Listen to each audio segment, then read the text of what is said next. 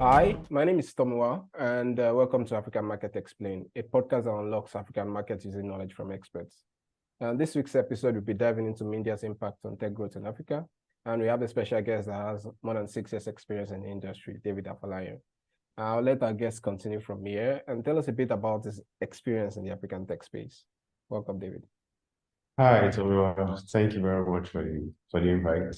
So my name is David Afolayan. I'm one of the co-founders of Technext. Technext is a tech media platform that is focused on the African tech space. Our goal is to document the African tech journey as much as possible so that we can give it a global perspective and help the players in the space achieve personal and group growth.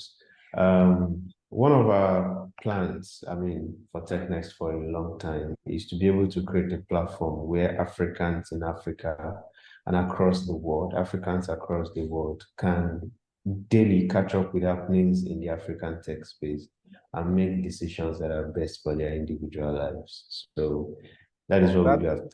That's a very, very big, interesting innovation, like actually communicating Africa to the world. I think it's very, very important. Yeah, so that is very important because Africa is going to be the center for future conversations. Africans are going across the world, and it's going to get to a point that the delineation between who is an African in true will be quite different. You're African, but you're not staying in Africa, and we have quite a lot of Africans across the world. So the conversation around who really is an Africa and the interest about what happens in Africa is going to be a global issue in the coming years because many of us Africans that are in different parts of the world will be interested in what is happening in Africa and will be willing to make our contributions towards making Africa greater than it is because home is home. Yeah, I agree with you totally. But to thinking from that perspective, let's jump into today's discussion. We focus more on tech, right? Zooming out, the influence of media in the tech ecosystem is obvious. It's noticeable. People can see that the impact goes beyond just information. It influences trend, pushes innovation and development within the economy. From your own point of view, what are the highlights that you say that the role tech has played in the growth of African tech space and the attraction of international investors? So the first thing seems basic, but the most important role that the African tech media players have played in this space for a long time is one, documenting the stories, both success stories and failure stories. The fact that we are consistently documenting these stories has created an archive of reference points. Before now, just imagine that the major media platforms across the world are the only existing platforms for telling stories. And you're an African doing fantastic things in Africa. How much of attention can you get from a platform that is based in Europe or in Asia, for instance? But because we have platforms that are close to you, that are focused on your ecosystem, they are able to tell your stories, your journey from starting off down to creating successes, down to becoming a unicorn for those ones that are unicorns. And you can be able to research these individuals or their startups or what they've done. And you'll be able to find a plethora of documents about them that are on independent platforms other than the ones that these people have created. So take, for instance, a person like Inyabuyeji. There are tech media platforms that documented his experience and his journey while he was at Andela. There are also platforms that documented his journey before he joined Andela. And these same platforms have written about his activities and his journey in Flutterwave. And other things that he has done after leaving Flutterwave, like Future Africa Fund. What happens is if someone, let's say in the US or in Asia, wants to make a strategic decision about the African tech space and searches for people who have done things in this space or who are influential in this space and comes across a name like Kenya Boyeji and searches for it, is able to get an accurate picture from a third-party source about Inya Boyeji's activities prior to starting Andela, his activities in Andela and his activities after Andela. So say Technext, for instance, we came about while Inyo was still in Andela. And we wrote a lot of extensive stories about the activities of Andela and how Inyo ties into that activity. We were covering this space when he started out in Flutterwave and all the things Flutterwave did up to the point of becoming a unicorn and down to his exit from Flutterwave. So you are able to get accurate first-hand stories about individuals and about what they've done from platforms that have a direct experience. We've been at events where we saw him, we had direct interviews, we took pictures of him. So it's different from an international platform writing about him from a far point.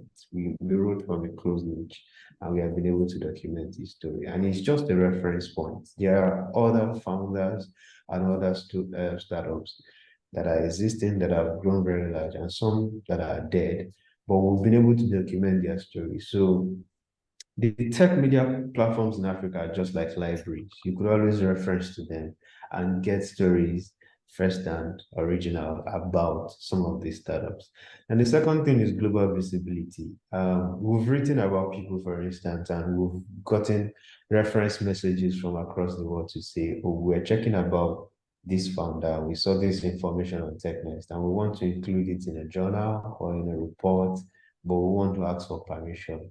The truth is, those international platforms wouldn't have been able to get those information if we had not written about them.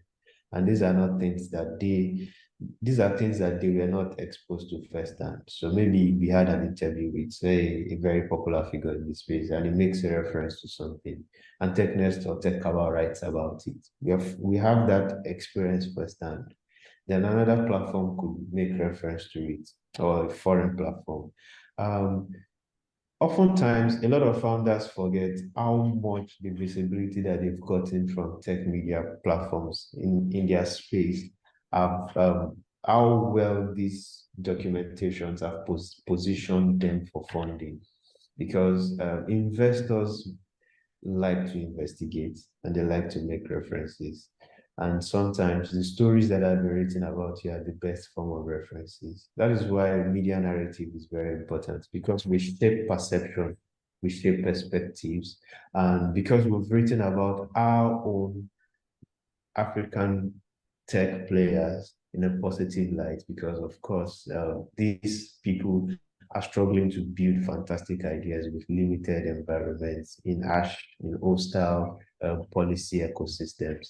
We've given them positive mentions, and because of that, it becomes easy when they want to raise funds to talk about their challenges, because their challenges are well documented, and the investors can find a cause to back up their ideas.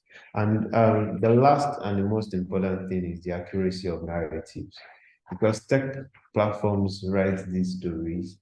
In the future, there is always that conflict of narrative when you talk about the world as a global space. The best person to always tell your story is the best way to have a story told is to tell it yourself.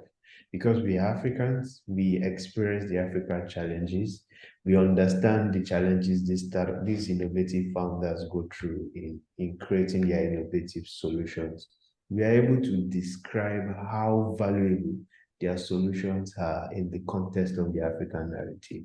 A journalist from North America or Asia will come to Nigeria and write about Flutterwave, might not be able to depict how so much a solution Flutterwave is. But if you ask a Nigerian reporter that has lived in Ibadan and knows the challenges of making transfers and your transfers bounce back, or trying to withdraw and the machine swallows your card, will be able to describe the solution that Flutterwave has created in a more accurate way. So the accuracy of the narrative is one of the most important roles. It's one of the most important roles that African tech media platforms have been able to perform over the years. So just to recap, 4 major things that I've mentioned. 1, documenting stories. Documentation is very important. Second is global visibility, because those documentations become references for global platforms that want to relate with the solutions and the personalities of African tech players. Then positioning for funding, that is the third thing, because investors would always want to make a reference. And the last thing is the accuracy of narratives, because accuracy is very important. And there is always a two sides to a story. The best side is the side of the storyteller. And that is what African tech media platforms have been able to do for the African tech ecosystem players. We've been able to tell an accurate narrative of their part in the entire story. Like what was going through my mind when you first mentioned that first statement was reading about Lagos from BBC Africa, or trying to hear what CNN is talking about something going on in Kenya. You always feel this disconnect, like a robot writing about something they know little or nothing about, you know.